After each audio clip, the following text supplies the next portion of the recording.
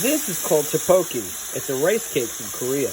And usually it's served with this hot sauce that I tasted, and it's really friggin' hot. So I decided to look up another version, which is a little bit more mild. And I've got to take this packet out of there. Do not eat. We'll do that. And it says you're supposed to saute your vegetables, add your rice cake, and then we have this mixture we made with Screamin onions. There's oyster sauce, there's soy sauce, honey. What else is in there? Sesame oil. What else? Screamin onions. Did I say that? Did I say that?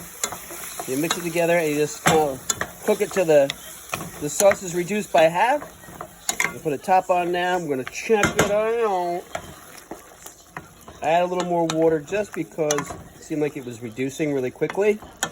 And the tapokki weren't quite, I guess, softening up yet. So, make adjustments. This is pretty cool. Hold on a second, I'm gonna have some scallions.